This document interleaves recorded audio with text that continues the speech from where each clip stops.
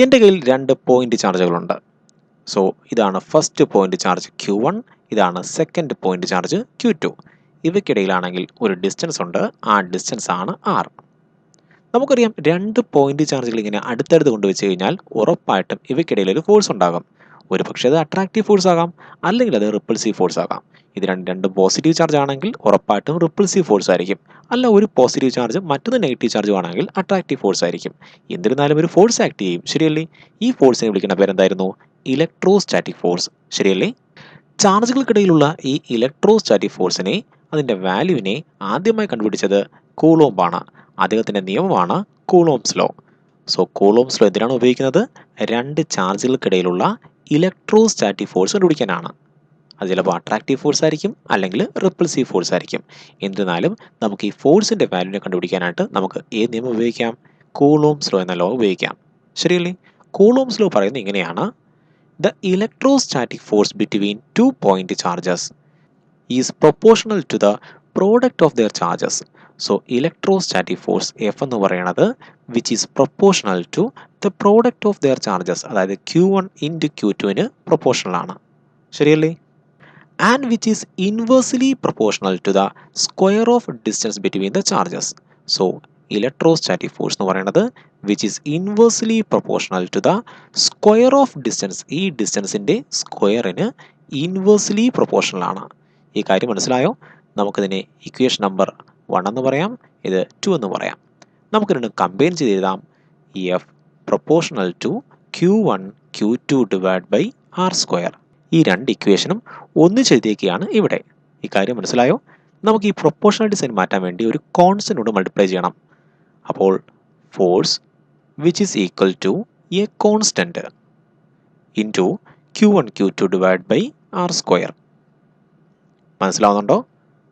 ഈ constant value experiment വഴി കണ്ടുപിടിച്ചപ്പോൾ കിട്ടിയ വാല്യൂ ആണ് 1 ഡിവൈഡ് ബൈ 4π എപ്സിലോൺ 0. നമുക്ക് നോക്കാം എന്താണ് ഈ എപ്സിലോൺ 0 എന്ന്. കൂളോംബ് ആണെങ്കിൽ ഈ എക്സ്പെരിമെൻ്റ് കണ്ടക്ട് ചെയ്തത് എയറിൽ വെച്ചാണ്. സോ ഈ രണ്ട് ചാർജും എവിടെയാണ് ഇരുന്നത്? എയറിലാണ് ഇരുന്നത്. അതുകൊണ്ട് Q1 ഉണ്ടാക്കുന്ന ഇലക്ട്രിക് ഫീൽഡ് ലൈൻസ് ഈ എയർ എന്ന മീഡിയത്തിലൂടെയാണ് കടന്നുപോയി ആരുമായി ഇൻട്രാക്ട് ചെയ്യേണ്ടത്? Q2 ഉണ്ടാക്കുന്ന ഇലക്ട്രിക് ഫീൽഡ് ലൈൻസുമായിട്ട് ഇൻട്രാക്ട് ചെയ്യേണ്ടത്, ശരിയല്ലേ? എന്നാൽ മാത്രമേ ഫോഴ്സ് ഉണ്ടാകുകയുള്ളൂ. നമ്മൾ നേരത്തെ പഠിച്ചതാണ് ഇലക്ട്രിക് ലൈൻസ് ഓഫ് ഫോഴ്സ് അല്ലെങ്കിൽ ഇലക്ട്രിക് ഫീൽഡ് ലൈൻസിൻ്റെ ഇൻട്രാക്ഷനാണ് ഇലക്ട്രോസ്റ്റാറ്റിക് ഫോഴ്സിന് കാരണം. സോ ഇലക്ട്രോസ്റ്റാറ്റിക് ഫോഴ്സ് വേണമെങ്കിൽ ഈ Q1 ഉണ്ടാക്കുന്ന ഇലക്ട്രിക് ഫീൽഡ് ലൈൻസ് Q2 ഉണ്ടാക്കുന്ന ഇലക്ട്രിക് ഫീൽഡ് ലൈൻസുമായിട്ട് ഇൻട്രാക്ട് ചെയ്യണം. മനസ്സിലാവുന്നുണ്ടോ? അങ്ങനെ ഇൻട്രാക്ട് ചെയ്യണമെങ്കിൽ ഈ ഫീൽഡ് ലൈൻസ് ഏത് മീഡിയത്തിലൂടെ കടന്നു പോകണം? ഇത് എയർ ആയതുകൊണ്ട് എയറിലൂടെ കടന്നു പോകണം, ശരിയല്ലേ? എപ്പോഴെങ്കിലും ഇലക്ട്രിക് ഫീൽഡ് ലൈൻസ് ഒരു മീഡിയത്തിലൂടെ കടന്നു പോകുമ്പോൾ ആ മീഡിയം ഇലക്ട്രിക് ഫീൽഡ് ലൈൻസിനെ എതിർക്കും. സോ എയർ ആരെ എതിർക്കും? ഇലക്ട്രിക് ഫീൽഡ് ലൈൻസിൻ്റെ ഒഴുക്കിനെ എതിർക്കും. അങ്ങനെ എതിർക്കുവാനുള്ള ഒരു മീഡിയത്തിൻ്റെ കഴിവിനെ വിളിക്കുന്ന പേരാണ് പെർമിറ്റിവിറ്റി. സോ പെർമിറ്റിവിറ്റി എന്ന് പറയുന്നത് it is the ability of a medium to resist the electric field lines. അപ്പോൾ ഇലക്ട്രിക് ഫീൽഡ് ലൈൻസിനെ എതിർക്കുവാനുള്ള ഒരു മീഡിയത്തിൻ്റെ കഴിവിനെ വിളിക്കുന്ന പേരാണ് പെർമിറ്റിവിറ്റി. നമ്മൾ പെർമിറ്റിവിറ്റി ഗ്രീക്ക് അക്ഷരം എപ്സിലോൺ കൊണ്ടാണ് സൂചിപ്പിക്കുന്നത്. ഇദ്ദേഹം എടുത്ത മീഡിയം എന്താണ്? എയർ ആണ്. എയറിൻ്റെ പെർമിറ്റിവിറ്റിയാണ് എപ്സിലോൺ 0. സോ എപ്സിലോൺ 0 എന്താണ്? പെർമിറ്റിവിറ്റി ഓഫ് എയർ ആണ്. എയറിന് ചില ആൾക്കാർ ഫ്രീ സ്പേസ് എന്നും പറയും, അല്ലെങ്കിൽ വാക്വം എന്ന് പറയാം. So air, free space, vacuum ഇവയുടെയൊക്കെ പെർമിറ്റിവിറ്റി നമ്മൾ എപ്സിലോൺ 0 എന്ന അക്ഷരം കൊണ്ടാണ് സൂചിപ്പിക്കുന്നത്. സോ എപ്സിലോൺ 0 എന്താണ്? പെർമിറ്റിവിറ്റി ഓഫ് ആരുടെയാണ്? ഇത് എയർ ആയതുകൊണ്ട് നമ്മൾ പറയും എയറിൻ്റെ പെർമിറ്റിവിറ്റി. ഇത് മറ്റൊരു മീഡിയം ആണെങ്കിൽ നമ്മൾ പറയും ആ മീഡിയത്തിൻ്റെ പെർമിറ്റിവിറ്റി. ഫോർ എക്സാമ്പിൾ ഇത് വാട്ടർ ആണെങ്കിൽ നമ്മൾ പറയും permittivity of water. So water ആണെങ്കിൽ നമ്മൾ പറയും എപ്സിലോൺ വാട്ടർ എന്ന് പറഞ്ഞേനെ, ശരിയല്ലേ? അല്ലെങ്കിൽ ഇത് മൈക്ക മീഡിയം ആയിരുന്നെങ്കിൽ നമ്മൾ പറയും പെർമിറ്റിവിറ്റി ഓഫ് മൈക്ക. അങ്ങനെ വ്യത്യസ്ത മീഡിയങ്ങളുടെ പെർമിറ്റിവിറ്റി വ്യത്യസ്തമാണ്. ഇത് എയർ ആയതുകൊണ്ട് അതിൻ്റെ പെർമിറ്റിവിറ്റിയാണ് എപ്സിലോൺ 0. അങ്ങനെയെങ്കിൽ ഈ കേസിൽ എയർ ആണ് മീഡിയമെങ്കിൽ നമ്മുടെ ഫോഴ്സിൻ്റെ ഇക്വേഷൻ എങ്ങനെ വരും? Force which is equal to constant value എത്രയാണ്? 1 ഡിവൈഡ് ബൈ 4π എപ്സിലോൺ 0. ശ്രദ്ധിക്കണം, എയർ ആണെങ്കിൽ മാത്രമാണ് നമ്മൾ എപ്സിലോൺ 0 എന്ന് പറയാവൂ. മറ്റൊരു മീഡിയം ആണെങ്കിൽ, ഫോർ എക്സാമ്പിൾ വാട്ടർ ആണ് മീഡിയം എങ്കിൽ നമ്മൾ പറയണം എപ്സിലോൺ വാട്ടർ എന്ന് പറഞ്ഞു ഇവിടെ, ശരിയല്ലേ? Into Q1 Q2 divide by R square. So ഇതാണ് ഇലക്ട്രോസ്റ്റാറ്റിക് ഫോഴ്സിൻ്റെ ജനറൽ ഇക്വേഷൻ. ഇനി എപ്സിലോൺ സീറോൻ്റെ വാല്യൂ എന്ന് വെച്ച് കഴിഞ്ഞാൽ എപ്സിലോൺ സീറോൻ്റെ വാല്യൂ ആണ് 8.85 ഇൻറ്റു 10⁻⁻12. ഇനി യൂണിറ്റ് വേണം, ശരിയല്ലേ? നമുക്ക് യൂണിറ്റ് വേണമെങ്കിൽ ഈ എപ്സിലോൺ സീറോ ഇവിടെ കൊണ്ടുവരാം. സോ എപ്സിലോൺ സീറോ ഇവിടെ കൊണ്ടുവന്നു. 1 ഡിവൈഡ് ബൈ, ഇനി ആരുണ്ട്? നമുക്ക് ഫോഴ്സിനെ താഴെ കൊണ്ടുവരാം, ഈ ഫോഴ്സിനെ ഇവിടെ കൊണ്ടുവരാം, ഫോഴ്സ് ഉണ്ട്, ഇൻറ്റു, ഇനി ഈ കാര്യം അതുപോലെ എഴുതാം. ഇനി നമുക്ക് ഈസി ആയിട്ട് ഈ എപ്സിലോൺ സീറോൻ്റെ യൂണിറ്റ് കണ്ടുപിടിക്കാം, ശരിയല്ലേ? സോ പെർമിറ്റിവിറ്റിയുടെ യൂണിറ്റ് ആണ് ഇത്, കൂളോംബാണ് ഇതിൻ്റെ യൂണിറ്റ്, ഇത് കൂളോംബാണ്. സോ കൂളോം ഇൻറ്റു കൂളോം എന്താണ്? Coulomb square. So coulomb square, ശരിയല്ലേ? ഡിവൈഡ് ബൈ, അതായത് പെർ. ഫോഴ്സിന് യൂണിറ്റ് എന്താണ്? ന്യൂട്ടൺ ആണ്. ന്യൂട്ടൺ. ഇതെന്താണ്? ഡിസ്റ്റൻസ് ആണ്, അതിൻ്റെ യൂണിറ്റ് മീറ്റർ ആണ്. സോ ഡിസ്റ്റൻസിൻ്റെ സ്ക്വയർ മീറ്റർ സ്ക്വയർ. കാര്യം മനസ്സിലായോ? സോ ഈ എപ്സിലോൺ സീറോൻ്റെ വാല്യൂ എത്രയാണ്? 8.85 into 10⁻⁻12 coulomb square per newton metre square. അങ്ങനെയെങ്കിൽ നമുക്ക് ഇവിടെ 4πൻ്റെ വാല്യൂ നമുക്കറിയാം, അതുപോലെ എപ്സിലോണിൻ്റെ വാല്യൂ ഇപ്പം കിട്ടിക്കഴിഞ്ഞു. ഇതെല്ലാം കൂടെ ചെയ്ത് കഴിഞ്ഞാൽ ഇത്രയും ഭാഗത്തിൻ്റെ ആൻസർ നമുക്ക് കിട്ടും 9 ഇൻറ്റു 10⁻9 എന്ന് കിട്ടും. എത്ര കിട്ടും? 9 ഇൻറ്റു 10⁻9. ഇനി യൂണിറ്റ് എഴുതാമല്ലോ. എപ്സിലോൺ സീറോൻ്റെ യൂണിറ്റ് നമുക്ക് ഓൾറെഡി അറിയാം, അത് നേരെ തിരിച്ചിട്ട് കഴിഞ്ഞാൽ ഇത്രയും ഭാഗത്തിന് യൂണിറ്റ് കിട്ടും, ശരിയല്ലേ? എന്താണ്? Newton metre square per coulomb square. So electrostatic ഫോഴ്സിൻ്റെ ജനറൽ ഇക്വേഷൻ ആണ് 1/4π epsilon zero into Q1 Q2 divide by R square. ഇങ്ങനെയാണെങ്കിൽ മീഡിയം എയർ ആണെങ്കിൽ നമുക്ക് പഠിക്കാനുള്ള 90% കേസിലും മീഡിയം എയർ ആയിരിക്കും. ഇനി ക്വസ്റ്റനിൽ മീഡിയത്തെക്കുറിച്ചൊന്നും പറഞ്ഞിട്ടില്ലെങ്കിൽ അതിൻ്റെ അർത്ഥം എന്താണ്? മീഡിയം എയർ എന്നാണ്. ഓക്കെ ആണല്ലോ? സോ 1/4π എപ്സിലോൺ സീറോൻ്റെ വാല്യൂ എത്രയാണ്? 9 ഇൻറ്റു 10⁻9 ആണ്, newton metre square per coulomb square. So electrostatic ഫോഴ്സിൻ്റെ ജനറൽ ഇക്വേഷൻ ആണ് 1/4π epsilon zero into Q1 Q2 divide by R square. Okay ആണല്ലോ? നമ്മൾ ഇനി പഠിക്കാൻ പോകുന്നത് electric field due to a point charge. So ഇവിടെയാണെങ്കിൽ എൻ്റെ കയ്യിൽ ഒരു പോയിന്റ് ചാർജ് ഉണ്ട്, Q എന്ന് പറയുന്ന ഒരു പോയിന്റ് ചാർജ് ഉണ്ട്. നമുക്കറിയാം ഒരു പോയിന്റ് ചാർജ് ഇങ്ങനെ വെച്ച് കഴിഞ്ഞാൽ അതിന് ചുറ്റും ഇലക്ട്രിക് ഫീൽഡ് ഉണ്ടാകും. ആ electric field electric lines of force അല്ലെങ്കിൽ ഇലക്ട്രിക് ഫീൽഡ് ലൈൻസ് ഒക്കെ കാണും. നമ്മൾ ആ ഫീൽഡ് ലൈൻസിലൊന്നും വരച്ചിട്ടില്ല, വെറും ഒരു ഇലക്ട്രിക് ഫീൽഡ് ഇങ്ങനെ സൂചിപ്പിച്ചിട്ടുണ്ട്. ഇനി നമ്മൾ ഇവിടെ പഠിക്കാൻ പോകുന്നത് ഈ ഇലക്ട്രിക് ഫീൽഡിൻ്റെ ഇൻറ്റൻസിറ്റിയെക്കുറിച്ചാണ്, തീവ്രതയെക്കുറിച്ചാണ്. സോ നമ്മുടെ ടോപ്പിക് എന്താണ്? ഇലക്ട്രിക് ഫീൽഡ് ഇൻറ്റൻസിറ്റി അഥവാ തീവ്രത. ഈ ഇലക്ട്രിക് ഫീൽഡിലെ ഏതെങ്കിലും ഒരു പോയിന്റ് ഞാൻ എടുക്കാൻ പോവുകയാണ്. സോ ഞാൻ എടുക്കുന്ന പോയിന്റ് ആണ് ഈ പോയിന്റ് പി. എനിക്കറിയണം ഈ പി എന്ന പോയിന്റിൽ എന്തുമാത്രം തീവ്രതയുണ്ട്, ഈ ഇലക്ട്രിക് ഫീൽഡിന് എന്തുമാത്രം തീവ്രതയുണ്ട്, എന്തുമാത്രം ഇൻറ്റൻസിറ്റി ഉണ്ടെന്ന് എനിക്കറിയണം. അതറിയാൻ വേണ്ടി ഏത് പോയിന്റിൻ്റെ ഇൻറ്റൻസിറ്റി ആണോ നിങ്ങൾക്ക് വേണ്ടുന്നത് ആ പോയിന്റിൽ ഒരു ടെസ്റ്റ് ചാർജിനെ കൊണ്ടുവെക്കണം. സോ ഇതെന്താണ്? ടെസ്റ്റ് ചാർജ് ആണ്. Q test. ക്യൂ ടെസ്റ്റ് എന്ന് പറഞ്ഞാൽ എന്താണ്? Test charge. ടെസ്റ്റ് ചാർജ് എന്ന് പറഞ്ഞു കഴിഞ്ഞാൽ ഒരു യൂണിറ്റ് പോസിറ്റീവ് ചാർജിനെ വിളിക്കുന്ന പേരാണ് test charge. 1 unit positive charge ആണ്. സോ ഇത് വളരെ വളരെ ചെറിയൊരു ചാർജാണ് ഈ ടെസ്റ്റ് ചാർജ് എന്ന് പറയുന്നത്. അതൊരു പോസിറ്റീവ് ചാർജാണ്, അതുപോലെ വളരെ വളരെ ചെറിയ ചാർജാണ്. ഈ വളരെ ചെറിയ ഒരു ടെസ്റ്റ് ചാർജിനെ ഏത് പോയിന്റ് ഇൻറ്റൻസിറ്റിയാണ് കണ്ടുപിടിക്കേണ്ടത് ആ പോയിന്റ് കൊണ്ടുവെക്കണം. അങ്ങനെ ഒരു ചാർജിൻ്റെ ഇലക്ട്രിക് ഫീൽഡിൽ മറ്റൊരു ചാർജിനെ കൊണ്ടുവച്ചാൽ എന്ത് ചെയ്യും? ഈ ചാർജിലേക്ക് ഒരു ഫോഴ്സ് കൊടുക്കാൻ കഴിയും, ശരിയല്ലേ? ടെസ്റ്റ് ചാർജിൽ എന്തുമാത്രം ഫോഴ്സ് കിട്ടി, ഈ ഫോഴ്സിനെ വിളിക്കുന്ന പേരാണ് ആ പോയിന്റിൻ്റെ ഇലക്ട്രിക് ഫീൽഡ് ഇൻറ്റൻസിറ്റി. സോ എന്താണ്? നമുക്കൊരു പോയിന്റ് ചാർജ് ഉണ്ട്, ആ പോയിന്റ് ചാർജിന് ചുറ്റും എന്തുണ്ട്? ഇലക്ട്രിക് ഫീൽഡ് ഉണ്ടാകുന്നുണ്ട്. ആ ഇലക്ട്രിക് ഫീൽഡ് അങ്ങ് ഇൻഫിനിറ്റ് വരെ വ്യാപിച്ച് കിടക്കുകയാണ്. നമുക്കറിയേണ്ടത് ഏതെങ്കിലും ഒരു പോയിന്റിലെ ഈ ഇലക്ട്രിക് ഫീൽഡിലെ ഏതെങ്കിലും ഒരു പോയിന്റിൻ്റെ ഇലക്ട്രിക് ഫീൽഡിൻ്റെ തീവ്രത എത്രയെന്നാണ്, ഇലക്ട്രിക് ഫീൽഡിൻ്റെ ഇൻറ്റൻസിറ്റി എത്രയെന്നാണ്. അങ്ങനെ ഇലക്ട്രിക് ഫീൽഡ് ഇൻറ്റൻസിറ്റി അറിയണമെങ്കിൽ ഏത് പോയിന്റിൻ്റെ ഇലക്ട്രിക് ഫീൽഡ് ഇൻറ്റൻസിറ്റി ആണോ അറിയേണ്ടത് ആ പോയിന്റിൽ ഒരു ടെസ്റ്റ് ചാർജിനെ കൊണ്ടുവെക്കണം. ടെസ്റ്റ് ചാർജ് എന്ന് പറഞ്ഞാൽ എന്താണ്? ഒരു യൂണിറ്റ് പോസിറ്റീവ് ചാർജ് ആണ്. സോ ഇതിൻ്റെ മാഗ്നിറ്റ്യൂഡ് വളരെ വളരെ ചെറുതാണ്. അതുമാത്രമല്ല ഇതൊരു പോസിറ്റീവ് ചാർജുമാണ്. അങ്ങനെ ഒരു പോസിറ്റീവ് ചാർജിനെ കൊണ്ടുവച്ച് കഴിഞ്ഞാൽ നമ്മളുടെ ഈ ചാർജ് ടെസ്റ്റ് ചാർജിലേക്ക് ഒരു ഫോഴ്സ് കൊടുക്കും. ആ ഫോഴ്സിനെ വിളിക്കുന്ന പേരാണ് ആ പോയിന്റിൻ്റെ electric field intensity. So electric field intensity at a point, ഒരു പോയിന്റിന്റെ ഇലക്ട്രിക് ഫീൽഡ് ഇൻറ്റൻസിറ്റി എന്ന് പറയുന്നത് is the force experienced on a test charge at that point. ആ പോയിന്റിൽ ഒരു ടെസ്റ്റ് ചാർജിനെ എക്സ്പീരിയൻസ് ചെയ്യുന്ന ഫോഴ്സിനെ വിളിക്കുന്ന പേരാണ് ആ പോയിന്റിന്റെ electric field intensity. So electric field intensity എന്ന് പറയുന്നത് which is equal to force per charge ആണ്. ശരിയല്ലേ?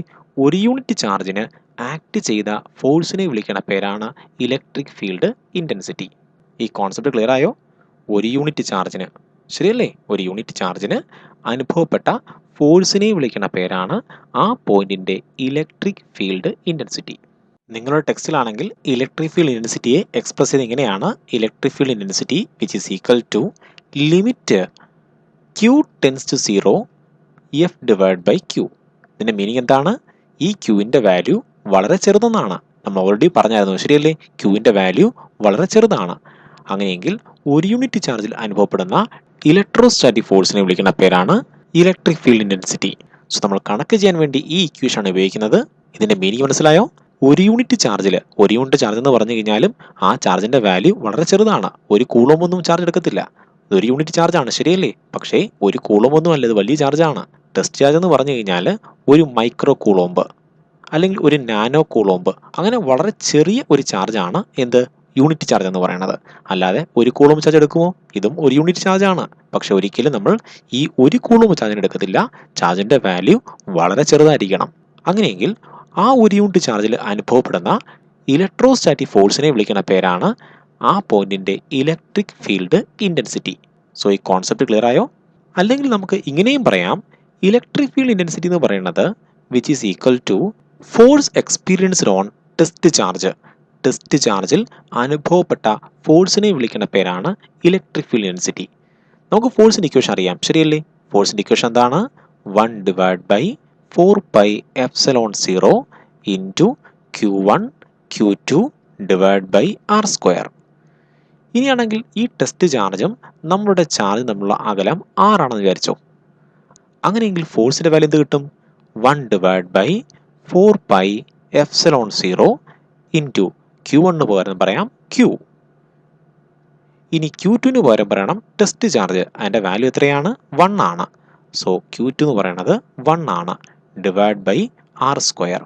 ശരിയല്ലേ? So electric field intensity at a point due to a point charge. So ഇതൊരു പോയിന്റ് ചാർജാണ്. പോയിന്റ് ചാർജ് ഉണ്ടാക്കുന്ന ഇലക്ട്രിക് ഫീൽഡിലെ ഒരു പോയിന്റിന്റെ ഇലക്ട്രിക് ഫീൽഡ് ഇൻറ്റൻസിറ്റി എന്ന് പറയുന്നത് എത്രയാണ്? 1 divide by 4πε0 into Q divide by R square ആണ്. ഈ കാര്യം മനസ്സിലായോ? ഈ ഇക്വേഷൻ എവിടെയാണ് ഉപയോഗിക്കേണ്ടത്? ഒരു പോയിന്റ് ചാർജ് എടുക്കുക. ആ ഒരു പോയിന്റ് ചാർജിന് ഇലക്ട്രിക് ഫീൽഡ് ഉണ്ടാകുന്നുണ്ട്. ആ ഇലക്ട്രിക് ഫീൽഡിലെ ഏതെങ്കിലും ഒരു പോയിന്റിന്റെ ഇലക്ട്രിക് ഫീൽഡ് ഇൻറ്റൻസിറ്റിയുടെ ഇക്വേഷനാണ് E is equal to 1 divided by 4πε0 into Q divided by R square. അല്ലാതെ ഇലക്ട്രിക് ഫീൽഡ് ഇൻറ്റൻസിറ്റിയുടെ ജനറൽ ഇക്വേഷൻ ഒന്നും അല്ലത്. ഇലക്ട്രിക് ഫീൽഡ് ഇൻറ്റൻസിറ്റിയുടെ ജനറൽ ഇക്വേഷൻ എന്താണ്? ഫോഴ്സ് പെർ ചാർജ് ആണ്. സോ ഇത് നമുക്ക് എവിടെയും യൂസ് ചെയ്യാൻ പറ്റും. പക്ഷേ ഈ ഇക്വേഷൻ നമുക്ക് എവിടെയും യൂസ് ചെയ്യാൻ കഴിയുമോ? ഇല്ല. ഇത് എവിടെ യൂസ് ചെയ്യുന്നത്? ഒരു പോയിന്റ് ചാർജ് ആണെങ്കിൽ ഇലക്ട്രിക് ഫീൽഡ് ഉണ്ടാക്കുകയാണ്. ആ ഇലക്ട്രിക് ഫീൽഡിലെ ഒരു പോയിന്റ് എടുത്തു. ആ പോയിന്റിന്റെ ഇലക്ട്രിക് ഫീൽഡ് ഇൻറ്റൻസിറ്റി കണ്ടുപിടിക്കണമെങ്കിൽ ഉള്ള ഇക്വേഷനാണ് 1 divide by 4πε0 into Q divide by R square. ഈ Q എന്ന് പറയുന്നത് നമ്മുടെ ചാർജാണ്. R എന്ന് പറയുന്നത് ആ പോയിന്റിലേക്ക്, ചാർജിൽ നിന്നും ആ പോയിന്റിലേക്കുള്ള അകലമാണ്. Electric flux. നമ്മൾ ഇലക്ട്രിക് ഫ്ലക്സിനെ ഫൈ എന്ന അക്ഷരം കൊണ്ടാണ് സൂചിപ്പിക്കുന്നത്. ഇനി ഫ്ലക്സ് എന്ന് പറഞ്ഞു കഴിഞ്ഞാൽ അതിൻ്റെ മീനിങ് ഫ്ലോ എന്നാണ്, ഒഴുക്ക്. ഇവിടെ എന്താണ് ഒഴുകുന്നത്? നമുക്കറിയാം, ഒരു പോസിറ്റീവ് ചാർജ് ഇങ്ങനെ കൊണ്ടുവച്ച് കഴിഞ്ഞാൽ അത് പുറത്തേക്ക് ഇലക്ട്രിക് ഫീൽഡ് ലൈൻസിനെ ഒഴുക്കും, ശരിയല്ലേ?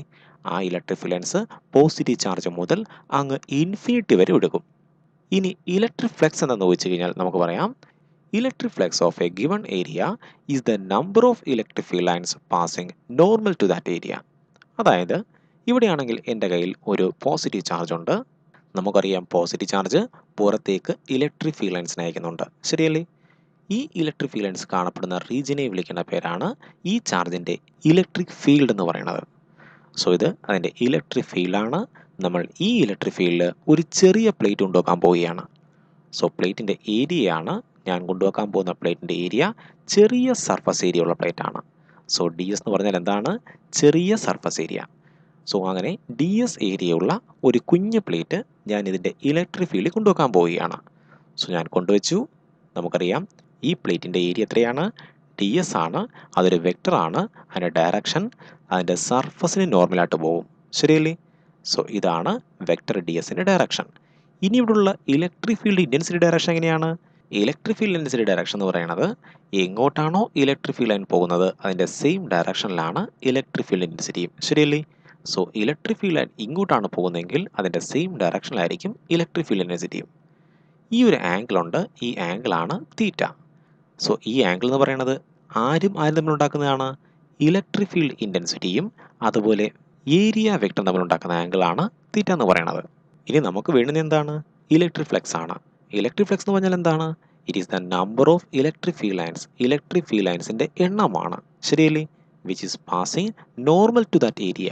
ഈ ഏരിയയിലൂടെ കടന്നുപോയ അതും നോർമലായിട്ട് കടന്നുപോയ ഇലക്ട്രിക് ഫീൽഡ് ലൈൻ്റെ എണ്ണമാണ്. സോ ഇവിടെയാണെങ്കിൽ നോർമലായിട്ടാണോ ഇലക്ട്രിക് ഫീൽഡ് കടന്നു പോകുന്നത്? അല്ല, ഇലക്ട്രിക് ഫീൽഡ് ഇങ്ങനെയാണ് കടന്നു പോകുന്നത്. ശരിയല്ലേ? നമുക്ക് വേണ്ടുന്നത് ഇങ്ങനെ കടന്നുപോയ ഇലക്ട്രിക് ഫീൽഡ് ലൈൻ്റെ എണ്ണമാണ്. സോ നമുക്ക് ഈ ഇലക്ട്രിക് ഫീൽഡിനെ രണ്ട് കമ്പോണൻസ് ആയിട്ട് മുറിക്കാം. സോ ഈ ഇലക്ട്രിക് ഫീൽഡിനെ ഞാൻ ഇങ്ങനെ മുറിക്കാൻ പോവുകയാണ്. ഇതൊരു കമ്പോണൻ്റ് ആണ്. ശരിയല്ലേ? ഇത് വേറൊരു കമ്പോണൻ്റ് ആണ്. ഇത് തീറ്റയാണെങ്കിൽ നമുക്ക് പറയാം ഇതാണ് ഇ കോസ് തീറ്റ, ഇതാണ് ഇ സൈൻ തീറ്റ. സോ ഇത്രയും ഏരിയ എന്ന് പറയുന്നത് ഒരു ചെറിയ ഏരിയ ഇല്ലയോ? ആ ചെറിയ ഏരിയയിൽ ചെറിയ ഫ്ലെക്സ് ലൈൻസ് മാത്രമേ ഉണ്ടാകുകയുള്ളൂ. ശരിയല്ലേ? ഇതിലൂടെ കടന്നുപോയത് കുറച്ച് ഫ്ലെക്സ് ലൈൻസ് മാത്രമേ ഉള്ളൂ. ചെറിയ flux lines which is equal to ഇതിലൂടെ കടന്നുപോയ നോർമലായിട്ട് കടന്നുപോയ ഇലക്ട്രിക് ഫീൽഡ് എത്രയാണ്? E cos theta. ശരിയാണോ? ഈ കോസ് തീറ്റയാണ് ഇതിലൂടെ നോർമലായിട്ട് കടന്നു പോയത്. ഇനിയാണെങ്കിൽ ഈ ചെറിയ പ്ലേറ്റിൻ്റെ ആകെ ഏരിയ എത്രയാണ്? D S. സോ ഈ കോസ് തീറ്റാൻ്റെ ഡി എസ് ആണ് ഡി ഫൈ എന്ന് പറയുന്നത്. കാരണം ഈ ഒരു പോയിന്റിലൂടെ ഈ കോസ് തീറ്റ മാത്രമേ കടന്നു പോയുള്ളൂ. ശരിയല്ലേ? ഇങ്ങനെ ഒരു പോയിന്റ് മാത്രമാണോ? അല്ല, ഇതിന് ധാരാളം പോയിന്റ്സ് ഉണ്ട്. ശരിയല്ലേ? ആകെ എത്ര ഏരിയ ഉണ്ട്? ഡി എസ് എന്ന ഏരിയ ഉണ്ട്. അങ്ങനെ ഡി എസ് എന്ന ഏരിയയിലൂടെ കടന്നുപോയ ആകെ ഇലക്ട്രിക് ഫീൽഡ് ലൈൻസിൻ്റെ എണ്ണം എന്ന് പറയുന്നത് ഈ cos theta into D S ആയിരിക്കും. ശരിയല്ലേ? നമുക്കിതിനൊന്ന് ചേർത്ത് എഴുതി കഴിഞ്ഞാൽ നമുക്കിങ്ങനെ കിട്ടും. ഡി ഫൈ എന്ന് പറയുന്നത് E D S cos theta. ഇവിടെയാണെങ്കിൽ നമുക്കറിയാം ഇലക്ട്രിക് ഫീൽഡ് ഒരു വെക്ടറാണ്, അതുപോലെ ഏരിയയും ഒരു വെക്ടറാണ്. ശരിയല്ലേ? അതായത് vector A vector B cos theta എന്ന് പറഞ്ഞു കഴിഞ്ഞാൽ നമുക്കെങ്ങനെ പറയാം? വെക്ടർ എ ഡോട്ട് ബി എന്ന് പറയാം. ശരിയല്ലേ? അങ്ങനെയെങ്കിൽ ഇതിനെ ഇങ്ങനെ പറയാം, D phi which is equal to vector E dot vector D S. ശരിയാണോ? അങ്ങനെയെങ്കിൽ ഈ ഫ്ലക്സ് എന്ന് പറയുന്നത് എന്തായിരിക്കും? ഒരു സ്കെയിലാർ ക്വാണ്ടിറ്റി ആയിരിക്കും. ശരിയല്ലേ? കാരണം എന്താണത്? സ്കെയിലാർ പ്രൊഡക്റ്റ് ആണ്. രണ്ട് വെക്ടേഴ്സിനെ സ്കെയിലാർ പ്രൊഡക്റ്റ് ചെയ്ത് കഴിഞ്ഞാൽ കിട്ടുന്ന ആൻസർ ഒരു സ്കെയിലാർ ക്വാണ്ടിറ്റി ആയിരിക്കും. ഇനി ഇലക്ട്രിക് ഫ്ലക്സിനെ നമുക്ക് ഇങ്ങനെ കൺക്ലൂഡ് ചെയ്യാം. നമ്മൾ നേരത്തെ കേട്ടതാണ്, electric flux of a given area എന്ന് പറയുന്നത് is the number of electric field lines passing normal to that area ആണ്. അതായത് എൻ്റെ കയ്യിൽ കുറച്ച് ഇലക്ട്രിക് ഫീൽഡ് ലൈൻസ് ഉണ്ട്. ആ ഇലക്ട്രിക് ഫീൽഡ് ലൈൻസ് ആണെങ്കിൽ ഇങ്ങനെ പോവുകയാണ്, അതിങ്ങനെ ഒഴുകി പോവുകയാണ്. ഈ ഇലക്ട്രിക് ഫീൽഡ് ലൈൻസ് പോകുന്ന വഴിയിൽ നമ്മളൊരു ചെറിയ ഏരിയ എടുത്തു. ഏരിയ എന്ന് പറഞ്ഞത് ചെറിയ ഏരിയ ആണ്. നമുക്കറിയാം ചെറിയ ഏരിയ നമ്മൾ ഡി എസ് എന്നാണ് സൂചിപ്പിക്കുന്നത്. ഈ ഏരിയ ഡയറക്ഷൻ എന്ന് പറയുന്നത് ഈ പ്ലേറ്റിന് പെർപെൻഡിക്കുലറായിട്ട് വരയ്ക്കണം. ശരിയല്ലേ? ഇതാണ് ഡി എസ് എന്ന് പറയുന്നത്. സോ ഈ ഇലക്ട്രിക് ഫീൽഡിൻ്റെ ഇൻറ്റൻസിറ്റിയാണ് ക്യാപിറ്റൽ ഇ എന്ന് പറയുന്നത്. അതിങ്ങനെയാണ്.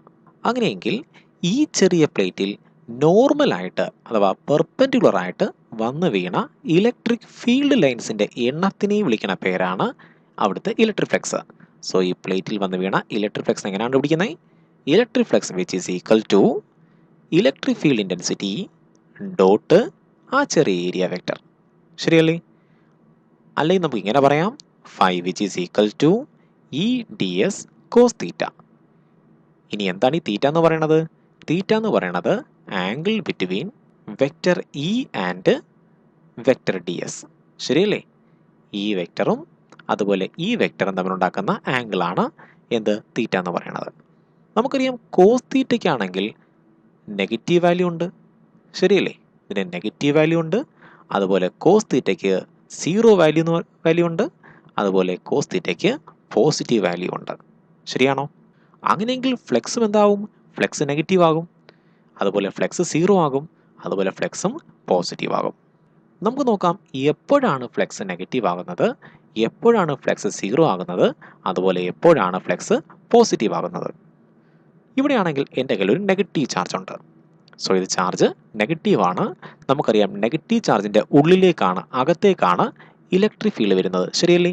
സോ ഇലക്ട്രിക് ഫീൽഡ് ഇങ്ങനെയാണ് വരുന്നതെങ്കിൽ ഇൻറ്റൻസിറ്റി വെക്ടറും ഇങ്ങനെയായിരിക്കും. ഇനിയാണെങ്കിൽ ഞാൻ ഇവിടെ ഒരു ചെറിയ ഏരിയ എടുക്കാൻ പോവുകയാണ്. നമുക്കറിയാം ഏരിയ വെക്ടർ എങ്ങനെയാണ്, അതിൻ്റെ സർഫസിന് ഔട്ട്വേർഡ് ആയിട്ട് പോകും, ശരിയല്ലേ? ഇങ്ങനെയാണ് വരയ്ക്കേണ്ടത്, പുറത്തേക്ക് വരയ്ക്കണം. സോ ഇതാണ് ഡി എസ് വെക്ടറിൻ്റെ ഡയറക്ഷൻ. ഇവിടെയാണെങ്കിൽ നമ്മളുടെ വെക്ടർ ഇയും വെക്ടർ ഡി എസും ഓപ്പോസിറ്റ് ഡയറക്ഷനിലാണ്, ശരിയല്ലേ? അവയുണ്ടാക്കുന്ന ആംഗിൾ എത്രയാണ്? ഈ ആംഗിളാണ് 180 ഡിഗ്രി. നമുക്കറിയാം കോസ് 180 എത്രയാണ്? കോസ് 180 എന്ന് പറയുന്നത് -1 ആണ്. അങ്ങനെയെങ്കിൽ ഫ്ലക്സ് ഈ കേസിൽ എന്തായിട്ട് മാറും? നെഗറ്റീവായിട്ട് മാറും. സോ നെഗറ്റീവ് ചാർജ് ഉണ്ടാക്കുന്ന ഫ്ലക്സിന് നെഗറ്റീവ് സൈൻ ആയിരിക്കും കിട്ടുന്നത്. കാര്യം മനസ്സിലായോ? ഇനി കരുതുക എൻ്റെ കയ്യിൽ ഒരു ഇലക്ട്രിക് ഫീൽഡ് ഉണ്ട്, അത് യൂണിഫോം ഇലക്ട്രിക് ഫീൽഡ് ആണ്.